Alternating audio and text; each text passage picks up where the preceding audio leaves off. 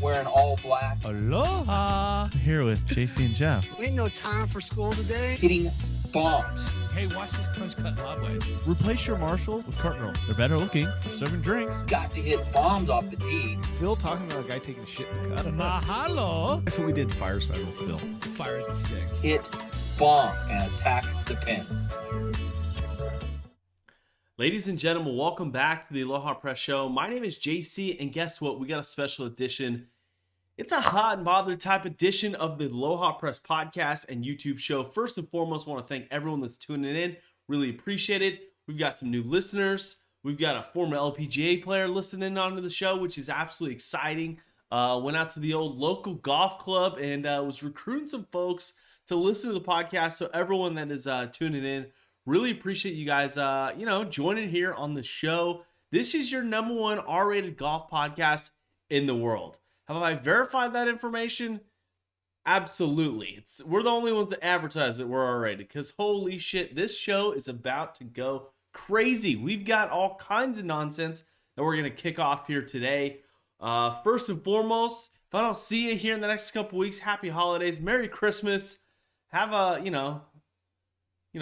say hi to Santa, put out them cookies, okay? Anyways, let's get to the golf stuff. First and foremost, the Quiznos double-decker challenge last week. Your boy. Send me to Vegas, everyone. Send me to Vegas. I need to go. I'm on this hot streak. I'm rolling the dice, and I'm just picking winners. And it's not like I'm picking the guy who's at the top of the leaderboard every single week.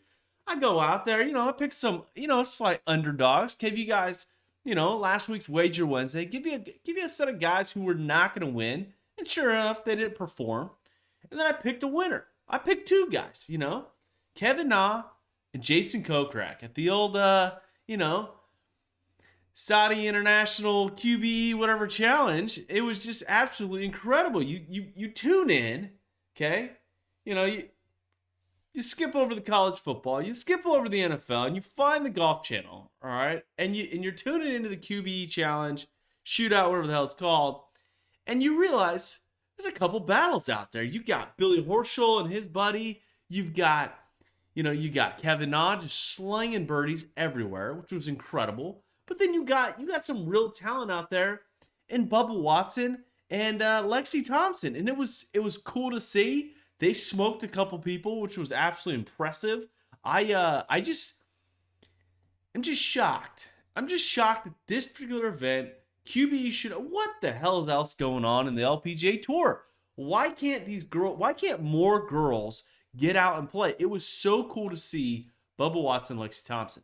They weren't rated very good, but they went out there and played some fucking badass golf, and it was impressive.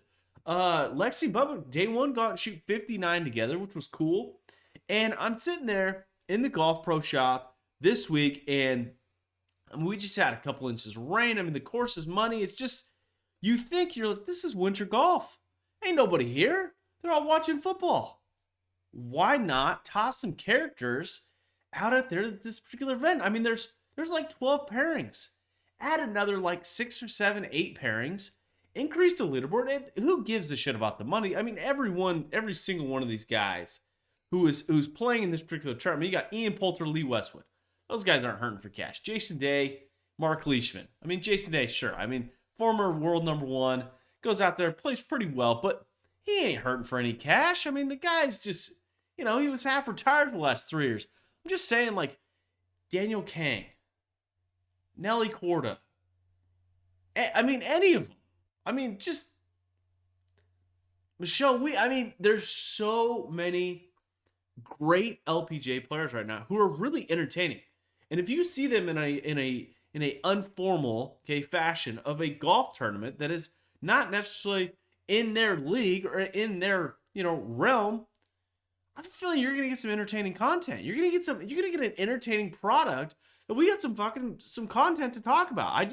I love that we have Lexi Thompson and Bubba Watson. I think that's incredible. I think if you're gonna grow the game, that's one fucking way to do it, and that's really incredible. I really like that. But when it's all said and done, it's a 3-day charity type event. There are no world ranking points for this damn event. But you got to see and you got to look. The two guys who I called Jason Kokrak and Kevin On, those guys were going to take it way too serious, and sure enough, they did. I mean, Kevin On, I give him a lot of shit because he walks in a lot of putts, and it's just annoying. I mean, I do it occasionally on the golf course to get, kind of a rise out of people, the guys I'm playing with, but Jason Kokrak, I mean, making birdie when he wasn't playing particularly well, gets it done, gets the victory. It was cool to see. It was cool to, again, celebrate that, I'm picking winners. I'm starting the season off right. It feels good.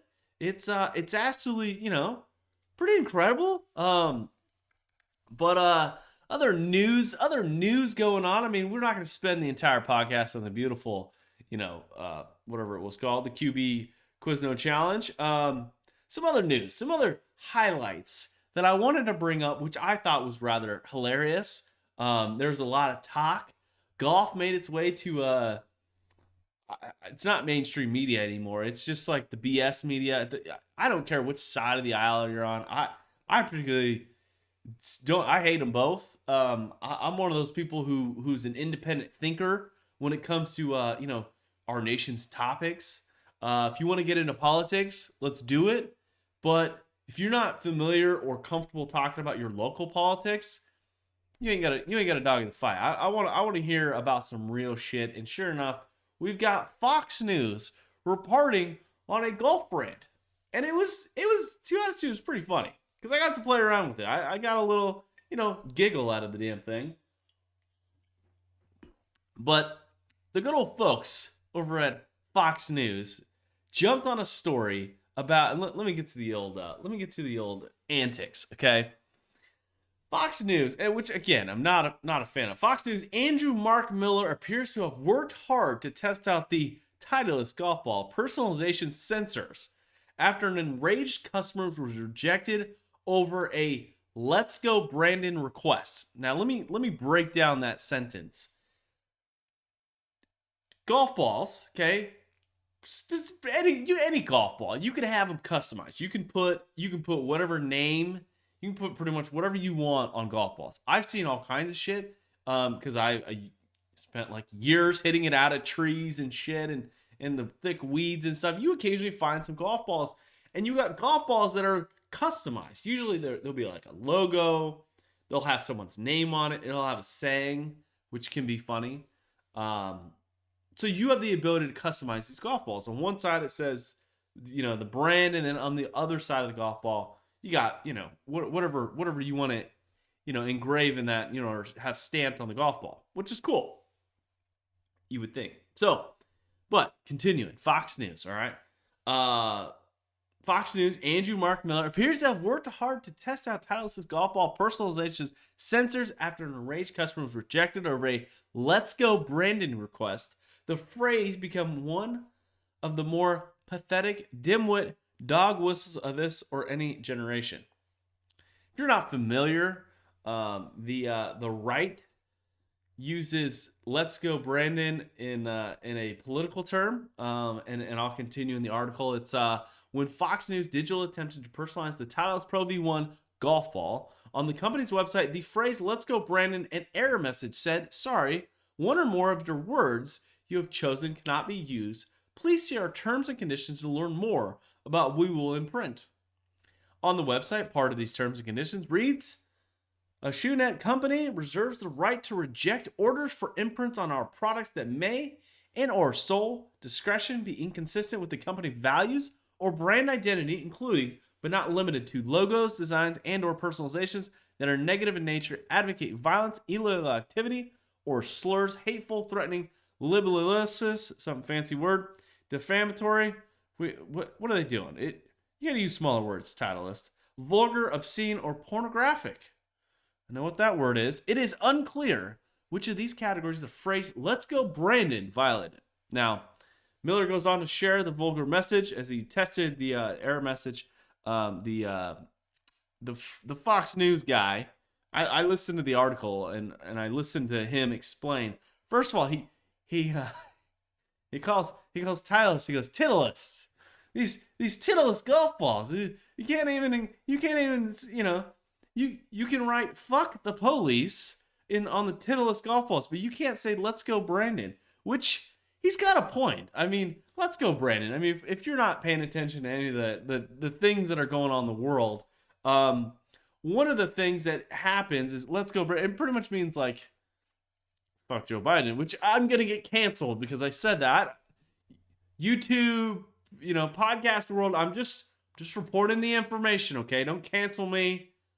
I'm just reiterating the other news that some other asshole provided us, which then provided us a term based on. Anyways, it's just kind of funny, and it's funny that the antics and some of the values that go behind the Titleist Golf Club are motivated politically, which is kind of crazy.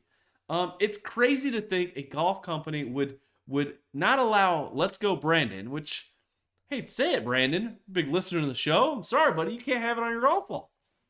I know you're playing out there at Delta College. I mean, going out there shooting, 65, 66 on the weekends. We can't celebrate you, buddy. Sorry, man. It's apparently your Brandon name's associated with the current president of the United States. It's offensive, I guess. Which is a bit ridiculous, to be quite honest with you. If you can say hurtful shit on golf balls, but "Let's go, Brandon's" is not allowed. Now, again, a company has the ability to do whatever the fuck they want. It's just the way it goes. If you're not happy with their service or their product, don't fucking use them. In my eyes, they're the most overrated, best golf ball in the world. They really are. But in my eyes, I say roll back the old golf ball. I think the Pro V1 was probably the worst thing for the game. And to be able to write dirty shit on the golf ball is kind of funny. And I hate to say it, I played with the terms there on the Titleist website, and I was a little disappointed. No cuss words are allowed, but you could draw a giant penis, which if you get funky on the keyboard, which I've been handed golf balls before with an insignia from one of my buddies who simply said, "Get to practicing, or I'm gonna kick the dick out of you," or something like that. And it didn't say dick, which, by the way, why is that a bad word? It's just it's a body part, right? Anyways, here nor there. But he drew a penis with his keyboard, which is impressive. But anyways, a bit childish, a bit R-rated when you come down and you think about it. Good old December news on golf. This is what we're talking about. This is how low and slow the golf medium is right now, and I can't wait until Sony. January cannot come soon enough for the golfing world. We're gonna have full field events. It's gonna be fun. It's gonna be great. But without further ado, the event that everybody has been talking about, everybody wants more information on. It's very simple. It's very simple. But before we talk about that, I need you to do one thing for me.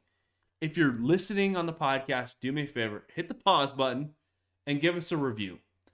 It would greatly help us. It would greatly help grow the podcast. We want to reach more people. We want to offend more people. That's the goal. We just want to piss off the golfing world.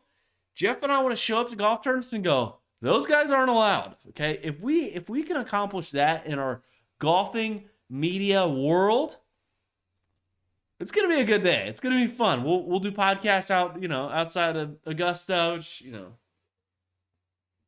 I've been detained by the old Augusta County Police, Sheriff's Office, or whoever. Anyway, long story. We'll tell that another day. But the thing I need you to do is just leave a comment, subscribe to the podcast, and do me a favor, just leave us a review. Now, if you're watching on YouTube, do me a favor. Just do me a favor and subscribe, hit the like button, hit the bell, give us a thumbs up if you're enjoying this content right now. If you're fully and utterly not too offended, I would greatly appreciate it. It would be, I don't know, if I see you in person, I'll give you a high five. That's all I got. Maybe I'll buy you a beer, I'll buy you a drink. But with no further ado, okay, I'm stuttering my words here at 11 o'clock at night. We've got the PNC Championship. And you know what? This field is stacked.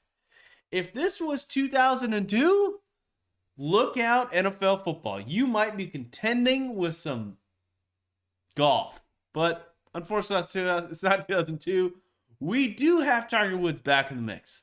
We got Tiger Woods, Charlie Woods, the swing, the swing analysis is going to be fully broken down. Tiger Woods and Charlie Woods, I guarantee it, are going to be overanalyzed like no other.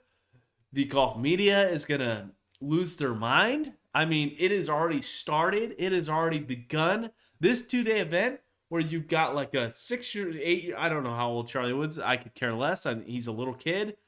We don't need to fall into his world. It's not, I mean, he didn't sign up for this crap. But he looks like he's excited about it, which is cool, which is key. Am I excited to see his improvement? Absolutely. He stunned us all last year.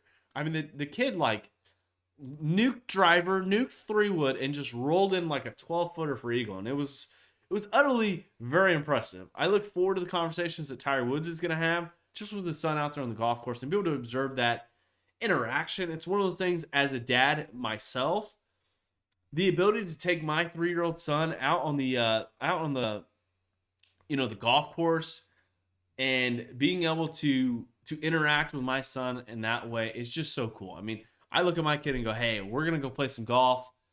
And he just gets fired up. And that's just got to be so special. I mean, the best golfer in the world has got a son out there. And it's really cool. So the PNC Championship, I'm not going to make any crazy wager picks or anything. Do I think someone's going to win? Sure. I mean, you got the defending champion, Justin Thomas, and his dad, Mr. Thomas. I don't know. I think they'll play particularly well. But a group that'll be fun to watch, again, is Tiger Woods, Charlie Woods, sure. To wrap up the entire field, there's some guys on here that I don't really know who they are. But you got Rich Beam and Michael Beam. Looks like the 2002 PGA Championship winner. I think I've met this guy before. Maybe at the grocery store. I don't know. I don't know. Then you got Stuart Sink, Reagan Sink, Stuart Sink's caddy, dad, son, whatever. But the two that I'm looking forward to. Sure, Tiger Woods, Charlie Woods, all them. That's great. I'm excited about a pairing that we get to see every single year. I mean, the guy's a legend in my book. I mean, he's the GOAT when it comes to the alcohol and the booze on the golf course. John Daly and Little Daly, not so Little Daly, is going to be out there. I mean, the dude's a freshman at Arkansas, which is cool. It's going to be fun to see. I think those two are going to battle Justin Thomas and his dad, which is going to be fun. I'll tune in for this. I would much rather tune into this than the Shark Meat Challenge like we had last week. Additional, you got David Duvall, Brady Duvall. You got Nick Faldo and Matthew Faldo. Nick's back with a golf club in his hand. I look forward to his shoe selection and his breakdowns of his own golf swing, which will be fun. Jim Furyk, Tanner Furyk, Patrick Harrington, and Potty Harrington. And then if I can get my internet thing to work, what else we got here? Of course, it's Frozen, which is awesome. Let's see here. These darn ads. You got Nelly Corda, Petra Corda. You got the O'Mara brothers family. You got the Kuchar family. Henry Extension is going to have his son out there. And then you got, Lee Trevino, cool. 81-year-old guy. I mean, that dude's hilarious. He's a legend. I wish I grew up in an era where I got to see him play more golf. You got Bubba Watson and Wayne Ball. Not sure. Tom Watson, big legend, and Michael Watson. Pretty cool. Vijay Singh's going to be there. And then wrapping up the bunch, of course, is Tiger Woods. So looking forward to that. We'll be tuning into that this week. It'll be on Saturday and Sunday. Other than that, guys, it's kind of a blessing in disguise. It's going to be a little shorter podcast. Really appreciate you guys sticking around and enjoying the content. I appreciate you guys getting back to me and letting me know that you do enjoy what we're producing. I look forward to the next couple weeks. Going to have some time off. We're probably not going to produce a podcast the week after Christmas. But as soon as golf hits January 1st, it is going to be on. It's the start of a real season, okay? The PGA Tour likes to start 3 months ago in October after the FedEx Cup. But Sony's where it happens. Hawaii is where it starts. And it starts with the champions of last year. Last year, they tried to throw in some of the other guys who kind of topped 5 into the world or whatever it was, to give them more opportunities to play. I hope they don't do that this year. It's going to be the 1-year anniversary of Justin Thomas almost winning. We'll be making selections up to date, keeping you guys up to date. The content schedule will change. It's something that we're going to be a little bit more consistent on. We're going to be producing the podcast, which will come out Monday mornings, and then we will produce a Wager Wednesday podcast short episode to essentially promote, me rolling the dice and just picking winners. Let's get rich together this year. I mean, the PGA Tour season 2022. I mean, can you imagine? You start out with $100.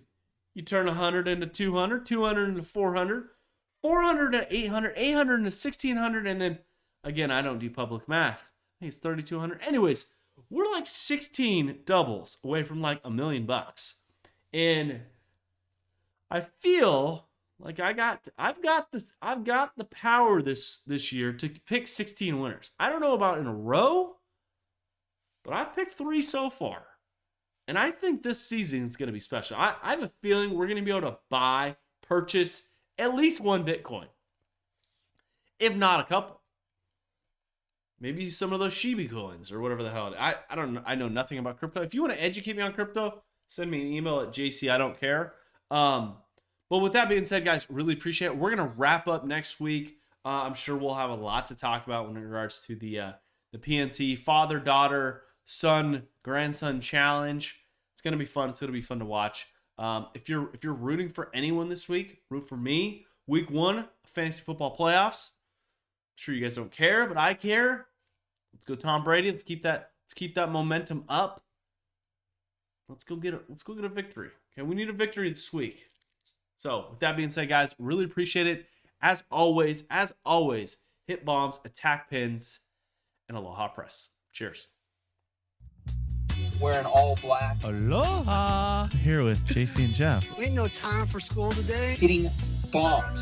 Hey, watch this punch cut lob wedge. Replace your marshals with cart girls. They're better looking. They're serving drinks. Got to hit bombs off the tee. Phil talking about a guy taking shit in the cut. Mahalo! That's what we did fireside with Phil. Fire the stick. Hit bomb and attack the pin.